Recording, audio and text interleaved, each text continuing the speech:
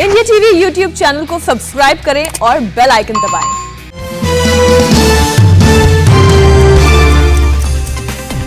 मुंबई के साकीनाका में दरिंदगी की शिकार हुई महिला की इलाज के दौरान मौत। राजावाड़ी अस्पताल में इलाज चल रहा था पीड़िता का। पुलिस ने आरोपी को गिरफ्तार किया। आज कोर्ट में होगी पेशी। 10 तारीख की सुबह तकरीबन 3 बजे महिला के साथ टेंपो में हुआ था रेप के बाद पिटाई की वारदात सीसीटीवी में कैद हुई। आरोपी फुटपाथ पर उस महिला को पीटते हुए नजर आए। रेप के बाद आरोपी ने पीड़ित को घसीटा और टेंपो में फेंक दिया। टेंपो के बाहर निकलता दिखा आरोपी।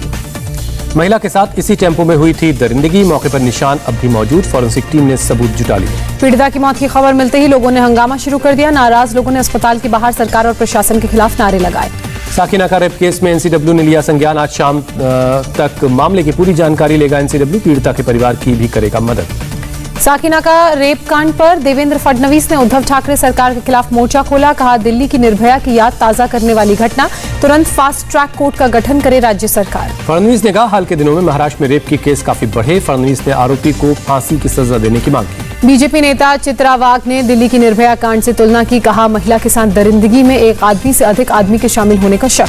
बीजेपी सांसद मनोज कोटक ने घटना पर महाराष्ट्र के गृहमंत्री को घेरा। कहा, कुंभकर्ण की नींद से जागे महाराष्ट्र सरकार। महाराष्ट्र के गृहमंत्री दिलीप वलसे पाटिल ने घटना को दुर्भाग्यपूर्ण करार दिया। कहा, आरोपी को कड़ी से कड़ी सजा दी जाएगी। पीड़ित महिला की मौत पर महाराष्ट्र कैबिनेट मिनिस्टर नवाब मलिक ने कहा, आरोपी को निश्चित तौर पर सजा मिलेगी। आरोपी की सजा से लोगों में डर पैदा होगा। किसानों और करनाल प्रशासन के बीच बनी सहमति। 28 अगस्त को हुए लाठीचार्ज की न्यायिक जांच होगी। 1 महीने में हाईकोर्ट के रिटायर्ड जज जांच करेंगे। एसडीएम आयुष सिन्हा को छुट्टी पर भेजा गया। किसान के 2 परिवार वालों को 1 हफ्ते में दी जाएगी नौकरी। किसान नेता गुरनाम सिंह चढ़ूनी ने कहा, संयुक्त मोर्चे की बैठक करने की जरूरत नहीं। एसडीएम जबरन छुट्टी पर रहेंगे, उन पर अलग एफआईआर दर्ज होगी। पंजाब के राजनीतिक दलों के साथ मीटिंग के बाद बोले किसान नेता बलबीर सिंह, चुनाव का ऐलान होने तक कैंपेन नहीं करने की मांग। गुजरात को पीएम मोदी की सौगात। पीएम मोदी ने अहमदाबाद में किया सरदार धाम भवन का लोकार्पण। गर्ल्स हॉस्टल के भूमि पूजन कार्यक्रम में भी हिस्सा लिया। पीएम ने कहा, सुविधाएं युवाओं को सशक्त करेंगी। हॉस्टल से बेटियों को सुविधा मिलेगी। आज युवाओं को नई दिशा मिल रही है। पीएम मोदी ने कहा, भारत ऋषि परंपरा का देश। पुरानी परंपराएं हमें बेहतर बनने की प्रेरणा देती हैं। देशवासियों को गणेशोत्सव की भी शुभकामनाएं दी। पीएम मोदी ने सरदार पटेल को याद किया। बोले, आने वाली पीढ़ियों को सरदार पटेल के जीवन से प्रेरणा मिलेगी। पीएम मोदी ने अपने संबोधन में अमेरिका पर 9/11 पर हुए हमले का जिक्र किया। बोले, 9/11 मानवता पर हमले का दिन। आज ही के दिन मानवता पर सबसे बड़ा हमला हुआ। पीएम ने कहा, 11 सितंबर की तारीख बहुत अहम है। हमले ने पूरी दुनिया को बहुत कुछ सिखाया। पीएम ने कहा, भारत का भविष्य उज्जवल है। ऊर्जा चक्र को गति देने की जरूरत, शिक्षा कौशल बढ़ाने वाली होनी चाहिए। पीएम ने कहा, स्टार्टअप इंडिया से गुजरात को मिलेगी मदद। अर्थव्यवस्था में हो रहा है सुधार। मोदी ने कहा, 11 सितंबर 1893 को शिकागो में स्वामी विवेकानंद ने मानवता का दिया संदेश। वैश्विक मंच पर खड़े होकर दुनिया को भारत के मानवीय मूल्यों से परिचित कराया था। 14 सितंबर को दोपहर करीब 3:30 बजे होगी केंद्रीय मंत्रिपरिषद की बैठक। राष्ट्रपति भवन सांस्कृतिक केंद्र में होगी मीटिंग। भारत और ऑस्ट्रेलिया के बीच 2+2 संवाद। भारत की तरफ से रक्षा मंत्री राजनाथ सिंह और विदेश मंत्री एस जयशंकर शामिल। इस मीटिंग में रक्षा मंत्री राजनाथ सिंह ने कहा, हमारे डिफेंस एंगेजमेंट्स के प्लेटफॉर्म की इंटरऑपरेबिलिटी में उल्लेखनीय इजाफा हुआ है। रक्षा मंत्री राजनाथ सिंह ने कहा, रक्षा उद्योग में सहयोग के लिए कर रहे हैं एक्सप्लोर। कल से भारत दौरे पर आएंगे अमेरिकी राष्ट्रपति के विशेष दूत जॉन केरी। जलवायु कार्रवाई और वित्तीय संग्रहण संवाद की शुरुआत करेंगे। संयुक्त राष्ट्र में टीएस तिरुमूर्ति ने लीबिया पर सौंपी रिपोर्ट। फ्रीज संपत्ति, हथियार प्रतिबंध, यात्रा प्रतिबंध, छूट पर दी जानकारी। पैनल से संबंधित SCR 1970 समिति की गतिविधियों पर भी दी रिपोर्ट। विदेश राज्य मंत्री मीनाक्षी लेखी 12 से 17 सितंबर तक पुर्तगाल और स्पेन के दौरे पर रहेंगी। विदेश मंत्रालय ने जानकारी दी। आज होगा बीजेपी के बूथ विजय अभियान का आगाज। जेपी नड्डा देंगे कार्यकर्ताओं को जीत का मंत्र। प्रियंका गांधी के आज यूपी दौरे का तीसरा दिन। लखनऊ के कांग्रेस ऑफिस पहुंचकर नेताओं कार्यकर्ताओं से मुलाकात की। यूपी चुनाव की रणनीति पर काम कर रही प्रियंका। रणनीति कमेटी की बैठक में प्रियंका गांधी का फैसला। चुनाव से पहले निकालेंगे प्रतिज्ञा यात्रा। 12,000 किलोमीटर लंबी होगी प्रियंका की प्रतिज्ञा यात्रा। हम वचन निभाएंगे नाम से निकाली जाएगी प्रियंका गांधी की यात्रा। बड़े गांव और कस्बों से होकर गुजरेगी यात्रा। जम्मू में राहुल गांधी के बयान पर नकवी का पलटवार। कहा, जम्मू के लोगों से अपने गुनाहों की माफी मांगने के बजाय सपनों के सौदागर बनकर घूम कर आए हैं राहुल गांधी। यूपी चुनाव से पहले पार्टी मजबूत करने में जुटा अपना दल। कृष्णा पटेल गुट को दिया अपनी पार्टी में विलय का प्रस्ताव। कृष्णा पटेल को यूपी सरकार में मंत्री पद दिलाने, पति आशीष पटेल की जगह विधान परिषद में भेजने, चुनावों में टिकट देकर जितवाने का प्रस्ताव। लखनऊ के MP MLA कोर्ट में पेश नहीं हुआ। Mafia don Mukhtar Ansari. Court ने जताई नाराजगी। 29 सितंबर को मुख्तार को पेश करने का आदेश। राजस्थान के कैबिनेट मंत्री परसादी लाल मीणा के घर चोरी। घर का ताला तोड़कर 2 LED टीवी लेकर भागे चोर। दिल्ली और एनसीआर के कई इलाकों में झमाझम बारिश, देर रात से गरज के साथ बारिश का सिलसिला रहा। सड़कों पर हर तरफ भरा नजर आया पानी। दिल्ली में हो रही भारी बारिश से इंदिरा गांधी इंटरनेशनल एयरपोर्ट के टर्मिनल 3 पर हुआ जलभराव, जहाज के आसपास भरा पानी।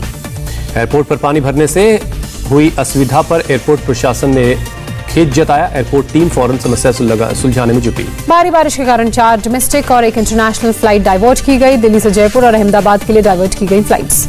दिल्ली एयरपोर्ट रोड पर भी जबरदस्त बारिश के बाद भरा पानी, रेंगती नजर आई गाड़ियां।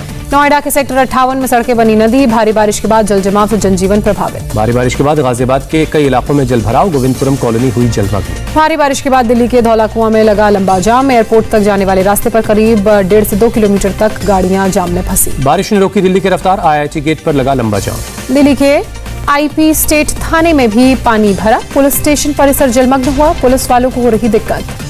सुप्रीम कोर्ट के पास भी सड़क पानी में डूबी, यातायात पर पड़ा बुरा असर। दिल्ली के मधु विहार इलाके में भारी बारिश के बाद टेंशन बढ़ी, सड़क पर बना समंदर, DTC बस का पहिया पानी में डूबा। दिल्ली के RK पुरम इलाके में भी भारी बारिश के बाद पानी भरा, सड़कें दरिया में तब्दील हुई, बस स्टॉप पर पानी में घंटों फंसे रहे लोग। दिल्ली के मोतीबाग इलाके में बारिश के बाद जल भरा, ओवरब्रिज के नीचे जमा हुआ बारिश का पानी, दिन में अंधेरे की वजह से लाइट जलाकर गाड़ी चलाने को मजबूर लोग। दिल्ली के इंडिया गेट इलाके में दिन में रात जैसा एहसास हुआ, सुबह घने अंधेरे के साथ बारिश, सड़क पर नहीं नजर आई गाड़ियां। दिल्ली के जोरबाग इलाके में भारी बारिश, जल भराव के बाद गाड़ियों की रफ्तार पर ब्रेक लगा, यातायात प्रभावित।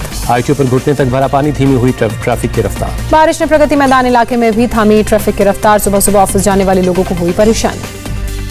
दिल्ली के ग्रेटर कैलाश पार्ट 2 में भी तेज बारिश, सड़कों पर बहा अच्छा खासा पानी, जल भराव से ट्रैफिक पर पड़ा असर।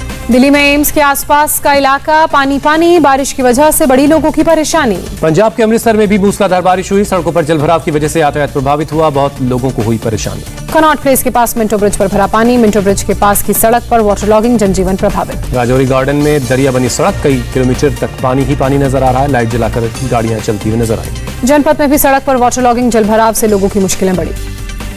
भारी बारिश के बाद प्रहलादपुर अंडरपास पानी में डूबा, सड़क पर भरा लबालब पानी। दिल्ली में बारिश ने बनाया रिकॉर्ड, 18 साल पहले 2003 में हुई थी 1000 mm से ज्यादा बारिश। 9/11 की बरसी पर आज तालिबान सरकार का शपथ ग्रहण नहीं है, रूस की न्यूज एजेंसी तास के हवाले से खबर। कल्चरल कमीशन के सदस्य ईमानुल्लाह समागानी का बयान, 9/11 की बरसी पर शपथ की खबर अफवाह, कहा शपथ ग्रहण का फैसला कई दिन पहले ही चला। समागानी ने कहा शपथ कब होगी ये साफ नहीं, सरकार पहले से अपना कामकाज शुरू कर चुकी है।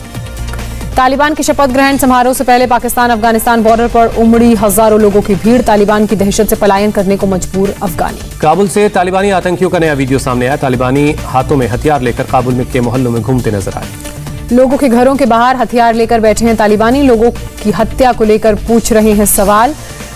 वो धर्म युद्ध लड़ रहे हैं, उन्हें किसी की जान लेने का कोई अफसोस नहीं। तालिबान की क्रूरता का नया वीडियो सामने आया, आतंकियों ने बीच सड़क पर सरेंडर कर चुके रेजिस्टेंस फोर्स के जवान को गोली मारी। पंजशीर से तालिबानी आतंकवादियों के अत्याचार का एक और नया वीडियो सामने आया, तालिबानी आतंकवादी घर घर में घुसकर अत्याचार कर रहे हैं, महिलाओं की आवाजें सुनाई पड़ रही हैं। तालिबान ने की साले के भाई के शव के साथ क्रूरता, रूहुल्लाह सालेह के शव को दफनाने नहीं दे रहा तालिबान।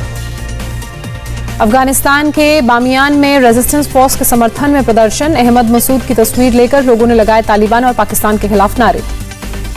तालिबान ने दिया अफगानिस्तान से ईस्ट तुर्किस्तान इस्लामिक मूवमेंट यानी ETIM से जुड़े आतंकियों को देश छोड़ने का फरमान। ETIM चला रहा है चीन के शिनजियांग की आजादी की मुहिम। अमेरिका में कैपिटल हिल के सामने तालिबान के खिलाफ विरोध प्रदर्शन, अफगानी मूल के नागरिकों ने तालिबान सरकार को मान्यता नहीं देने की अपील की। अमेरिका में हुए हमलों की 20वीं बरसी आज, राष्ट्रपति बाइडेन ने मारे गए लोगों को याद किया। राष्ट्रपति जो बाइडेन ने ट्वीट कर अमेरिका को ये संदेश दिया, कहा 11 सितंबर 2001 के 20 साल बाद हम 2977 लोगों को याद कर रहे हैं जिन्हें हमने खो दिया। बाइडेन ने कहा एकता हमारी सबसे बड़ी ताकत है, हमें ये कभी नहीं भूला सकता कि एकता की वजह से ही हमारा अस्तित्व है।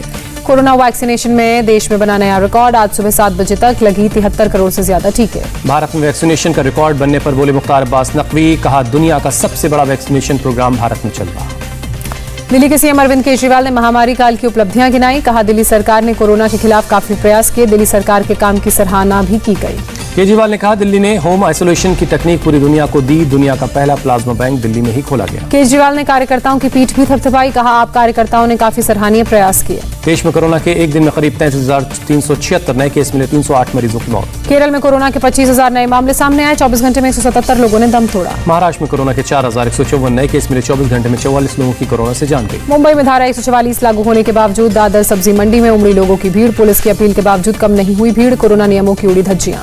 दादर की फूल मार्केट में भी उमड़ा जनसैलाब, दुकानदार बोले गणेश उत्सव को देखते हुए और भीड़ बढ़ने की उम्मीद है। आगरा में बढ़ने लगे डेंगू के मामले, 16 नए मरीज अस्पताल में भर्ती, कुछ का घर पर ही चल रहा है इलाज। सीएमओ ने कहा कोई भी मृत्यु अब तक दर्ज नहीं की गई, कॉन्टैक्ट ट्रेसिंग की जा रही। वाराणसी में डेंगू और वायरल बुखार के मामलों में बढ़ोतरी, करीब 450 वायरल बुखार के मामले, जबकि डेंगू के 8 मरीज अस्पताल में। यूपी के फिरोजाबाद डेंगू मामले में नगर निगम का एक स्वास्थ्य अधिकारी सस्पेंड किया गया, गैरकानूनी क्लिनिक सील किए गए। शहर में अब तक 57 लोगों की मौत, 404 का इलाज जारी। ऑस्ट्रेलिया के न्यू साउथ वेल्स में बढ़े कोरोना के केस, चेतावनी के बाद भी लोग नहीं मान रहे कोरोना गाइडलाइंस, बीच पर उमड़ी लोगों की भीड़। पेरू में घर घर जाकर कोरोना वैक्सीन लगाई जाएगी, तीसरी लहर के आने से पहले 50% आबादी को वैक्सीन लगाने का है लक्ष्य। न्यूयॉर्क के सेंट जॉन अस्पताल की छत पर लगी आग, इमरजेंसी रूम को खाली करवाया गया, 2 लोग जख्मी। और तबीयत बिगड़ने के बाद पाकिस्तान के मशहूर कॉमेडियन उमर शरीफ अस्पताल में भर्ती, एक्टर जॉनी लीवर ने की उमर शरीफ के लिए दुआएं।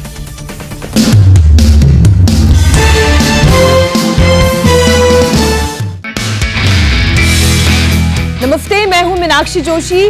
वीडियो और खबरों से अपडेट रहने के लिए India TV YouTube channel subscribe करें, बेल आइकन दबाना ना भूलें। जुड़े रहें इंडिया टीवी के साथ।